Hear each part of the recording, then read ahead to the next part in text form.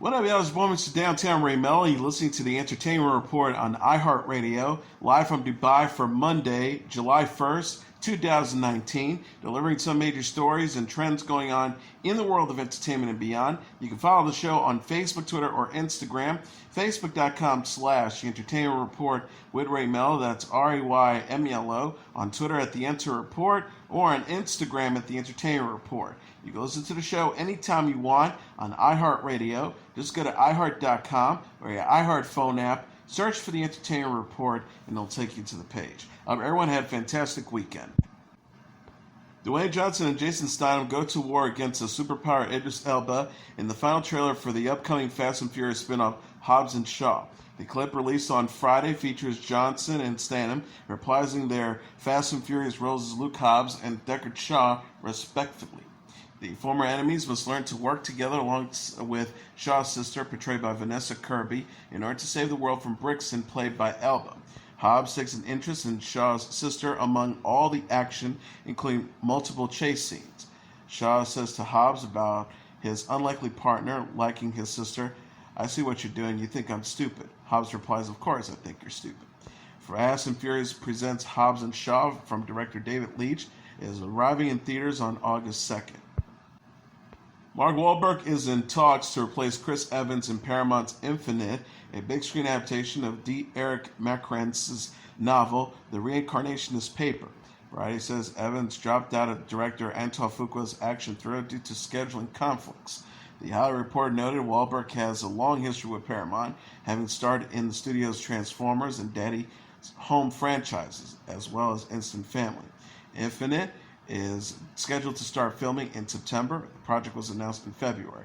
Evans is best known for his portrayal of Captain America in the Avengers series of blockbusters. Melissa McCarthy is in negotiations to play Ursula the Sea Witch in the live-action remake of the 1989 cartoon classic The Little Mermaid.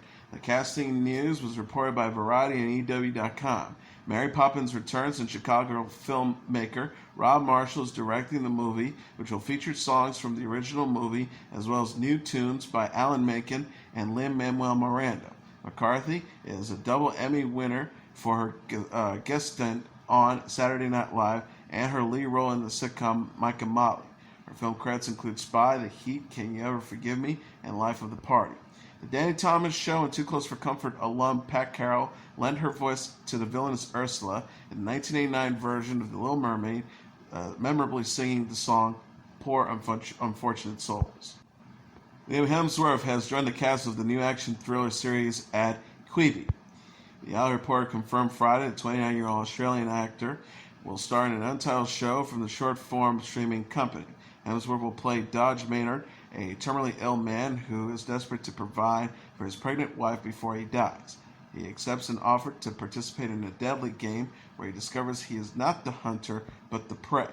The series hails from Nick Santora and CBS Television Studios. Deadline says Santora will write and executive produce, and with Phil Abraham to direct and serve as co-executive producer.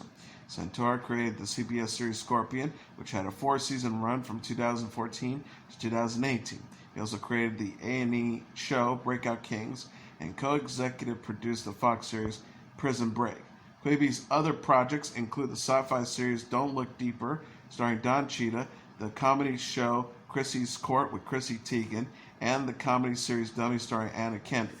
Hemsworth is known for playing Gail Hawthorne in the Hunger Games movies, which co-star Jennifer Lawrence and Josh Hutcherson. Hunger Games author Suzanne Collins announced this month she will release a prequel novel in 2020. CBS has renewed its globe-trotting drama Blood and Treasure for a second season. Amy Rezenbach, the executive vice president of current programs at CBS Entertainment, said in a press release, Blood and Treasure is a fun escapist adventure with comedic elements filmed in multiple locales around the world that has been a great performer and a wonderful addition to our summer schedule. She added, "We've heard the story pitched for season 2 and look forward to seeing all new exploits from Russia to Southeast Asia next year." Starring Matthew Barr, Sophia Pernas, Michael James Shaw, Katie Whitner, James Callis, Ogan Fear, Alicia Coppola, and Mark Gilardi, the show is about a brilliant antiquist experts and a cunning art thief who team up to catch a ruthless terrorist who funds his attacks through stolen treasure.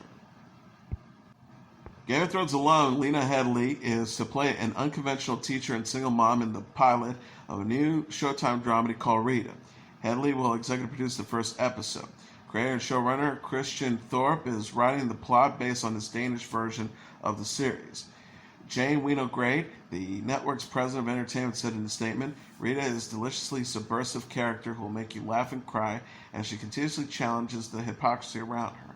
It goes without saying that Lena Headey is a force whose essence is ideal to take on this wonderfully dynamic lead role. No other casting has been announced yet.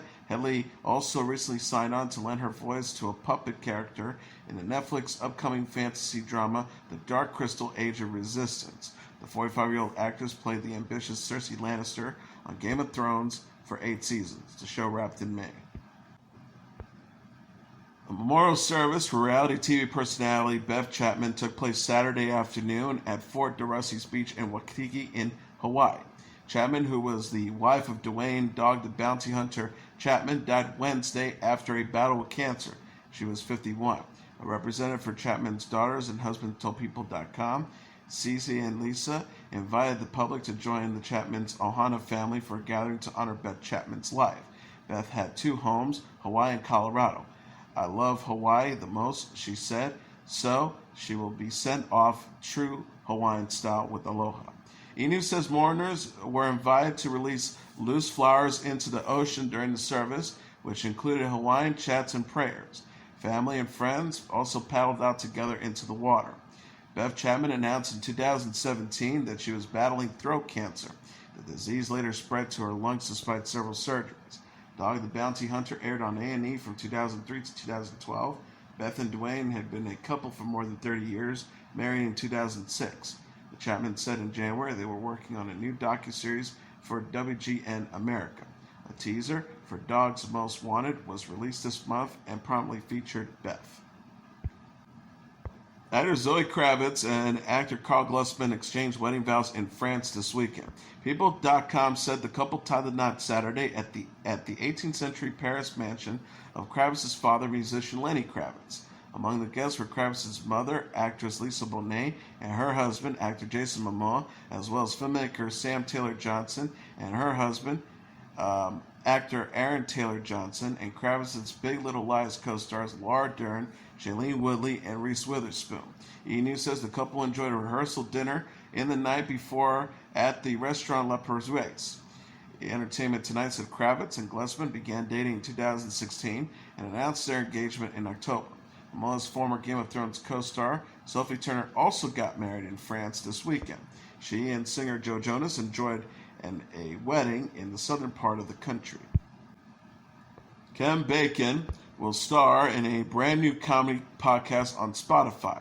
The Hollywood Reporter confirmed Friday the 60-year-old actor will play a heightened version of himself in the fictional podcast I'm Gonna Be Kevin Bacon. The new podcast follows Randy Beslow, a washed-up actor who lost a starring role in Footloose to Bacon and has spent decades blaming the actor for the way his life turned out. After hitting rock bottom, Beslow embarked on a mission to take revenge on Bacon. I'm Gonna Be Kevin Bacon hails from former Funny or Die editor-in-chief Dan Aberson. Bacon previously collaborated with Aberson on several shorts, including the mockumentary A Duck Walks In on a couple having sex. Bacon says, I thought Dan's voice was really funny. He just makes me laugh. Bacon confirmed the news on his podcast in a tweet Friday. He wrote, excited about this. I'm Gonna Be Kevin Bacon joined several other podcasts, original podcasts on Spotify, including the Joe Budden podcast and Jameel Hill's show Unbothered. Bacon plays Jackie Rohr in Showtime series City on a Hill, which premiered in January. He will also star in a big screen adaptation of the Daniel Keelman's book, You Should Have Left. Slang rapper Nipsey Hussle called the gunman who killed him a snitch just hours before he was shot 10 times at a South Los Angeles strip mall, grand jury testimony shows. After firing a barrage of bullets at Hussle, police said shooter Eric Holder kicked Hussle in the head before running off. Holder, who also injured 2 bystanders, faced 1 count of murder, 2 counts of attempted murder, assault with a firearm, and 1 count of possession of a firearm by a felon. Hussle said after being shot, the testimony shows, "You got me." A judge unsealed and released the testimony from witnesses describing what happened the day the Burgundy rapper was shot. He was signing autographs and meeting with fans at the Hyde Park Strip Mall, where he owned several businesses. Police says Holder approached Hussle, and the two had a 4-minute conversation. The Deputy District Attorney John McKinney says apparently the conversation had something to do with Hussle telling Mr. Holder that word on the street was that Mr. Holder was snitching. The conversation wasn't particularly intense. It wasn't particularly belligerent. Hussle, born Imrius Asgadom, also warned Holder someone had been cooperating with the police. Snitching in the gang world is a serious offense, the testimony says, so much so that it moved Holder to a point of wanting to return to the parking lot and kill Nipsey Hussle. Holder, an aspiring rapper, was arrested 2 days after the shooting and has pleaded not guilty to the charges. Singer actress Katharine McPhee has married music mogul David Foster in London. E-News reporter McPhee and Foster exchanged wedding vows on Friday at the Church of St. Yekovic. The outlet quoted an unnamed source saying it was a very quick but traditional ceremony. Katharine looked stunning in a classic Zach pose and simple white gown. People.com said McPhee changed into a blue strapless gown for the wedding reception that followed the ceremony. McPhee tweeted Friday, exactly 13 years ago today, my very first single, Somewhere Over the Rainbow, was released right after Idol. Today, I'm marrying the man who produced it. Life is full of beautiful coincidences, isn't it? Thank you for taking me over the rainbow, David. The couple announced its engagement last summer. Sheryl Crow, Lauryn Hill, and Lewis Capaldi have performed at this weekend's Glastonbury Music Festival in Somerset, England. Organizers says about 120 revelers are expected to attend the 3-day event, which began Friday and is billed as Europe's largest music festival. Other artists who have already taken the stage include Stormzy, Anne-Marie, and George Urza. Additional singers slated to perform include The Cure, The Killers, Miley Cyrus, Janet Jackson, Kylie Minogue, Janelle Monáe, and Vampire Weekend. The mayor of the Belgian city of Lommel shut down this weekend's VestiVille Music Festival due to safety issues. Bob Nij told the BBC, it was a difficult decision to make, but I didn't want to be the mayor to say, sorry, your son or your daughter died at the festival. There were no emergency exits, the stages were not safe, and they only had about 30 security guards. Rapper A$AP Rocky had been scheduled to headline the 3-day event, but he canceled on Friday because of safety and infrastructure concerns. The performer tweeted, the promoters told me it would be handled, but unfortunately for you and me, they didn't. Festival organizers announced the event's cancellation in their own Twitter posts. The VestiVille feed said today at 5 p.m., the mayor of Lommel decided to not let VestiVille start. After consultation with the security services and A$AP Rocky's security officer, it was decided that the safety of the artists and the public cannot be guaranteed. Other notable acts scheduled were Cardi B, Jason Derulo, and the Migos, according to Fest Ticket, the central booking platform. Ed Sheeran released on Friday a music video for his new single titled Beautiful People featuring Khaled. The clip only briefly features Sheeran and Khaled and instead focuses on a normal, everyday couple who gets whisked away into a life enjoyed by the rich and famous. The couple, as they take part in lavish parties, ride on a yacht, and view a fashion show, are unfazed by the activities and attractive people surrounding them. Sheeran and Khaled can be spotted sitting in the front row of the fashion show, with Sheeran also showing up in a Hummer during a car sequence. Sheeran sings, "We don't fit in well because we are just ourselves. I could use some help getting out of this conversation yet. You look stunning, dear, so don't ask that question here. This is my only fear, that we become beautiful people." Beautiful People will appear on Sheeran's new album titled No. 6 Collaboration Project, which will arrive on July 12th. The release will feature Sheeran teaming up with other artists on each track, including I Don't Care with Justin Bieber. Guns N' Roses alum Steven Adler is recovering following a possible suicide attempt. Fox News reports the 54-year-old musician was hospitalized Thursday after reportedly suffering a self-inflicted knife wound. Los Angeles Police Department officer Jeff Lee told people law enforcement responded to a call Thursday evening about a possible suicide attempt in Studio City, California. Lee said upon arrival, LAPD officers determined that there was no crime and the incident was being treated as a medical emergency only. The subject was transported to a local hospital with a non-life-threatening injury. TMZ said law enforcement responded to a 911 call from Adler's home shortly after 6:30 p.m. Thursday. So it says police and paramedics arrived on the scene and discovered Adler had a stab wound to his stomach. Adler is the former drummer and co-songwriter for Guns N' Roses. He was fired from the band in 1990 amid substance abuse issues, but was inducted into the Rock and Roll Hall of Fame with the group in 2012.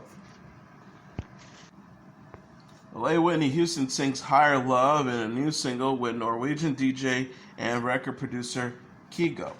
Kygo released the song, a cover of the Steve Winwood hit Higher Love, as an upbeat dance remix Thursday. Houston died at the age of 48 in February 2012. Higher Love with Whitney Houston is out now. Hope you guys love this one as much as I do. Kygo tweeted. Record producer Clive Davis told Rolling Stone Houston recorded the cover in 1990 for her album I'm Your Baby Tonight, but ultimately only released the song as a bonus cut in Japan. Houston's estate unearthed the cover to release as the first of several projects celebrating the singer's legacy. Kygo, who previously released a remix of the Marvin Gaye hit Sexual Healing, started production on Higher Love from scratch. He says, I was trying to make it sound like something that she would have done, but also something that's my style. Pat Houston, Houston's sister-in-law and the executor of her estate, said the release of Higher Love seems timely. Pat says the current cultural environment has been thirsty for something uplifting and inspiring. Who better to inspire than Whitney, the most exhilarating vocalist of all time? Houston's estate shared plans in May to release previously unreleased tracks and start a hologram tour. Other projects include a Broadway musical, a Las Vegas-style show, and branding deals.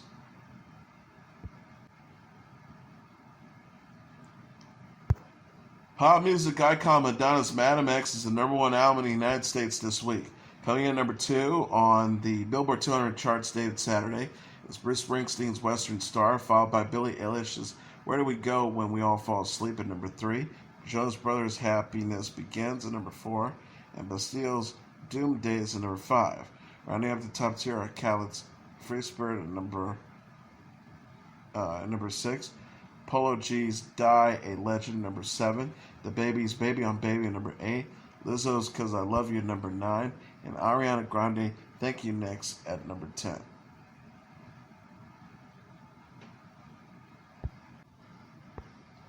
The animated adventure Toy Story 4 is the #1 movie in North America for a second consecutive weekend, earning an additional $58 million in receipts, boxofficemojo.com announced Sunday.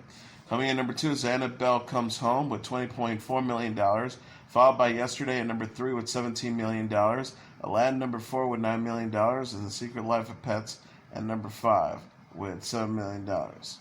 Rounding out the top tier are Men in Black International #6 with $6.7 million, Avengers Endgame at #7 with $5.5 million, Child's Play at #8 with $4.3 million, Rocket Man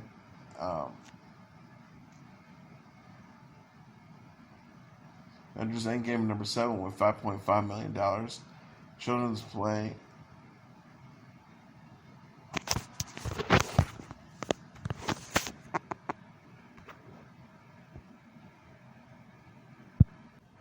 Child's Play at #8 with $4.3 million. Rocket Man at #9 with $3.9 million. And John Wick Chapter 3 Parabellum #10 with $3.2 million. And that is your entertainment report for Monday, July 1st, 2019. I'm your host, Mr. Downtown Ray Melo. I'll be back tomorrow to deliver some major stories and trends going on in the world of entertainment and beyond. You can follow the show on Facebook, Twitter, or Instagram. Facebook.com/The Entertainment Report with Ray Melo. That's RAYMELO. On Twitter at The Enter Report, or on Instagram at The Entertainment Report. You can listen to this episode or any previous episodes of The Entertainment Report anytime you want on iHeartRadio. Just go to iHeart.com or your iHeart phone app. Search for the Entertainment Report, and it'll take you to the page. Good night, and God bless you all.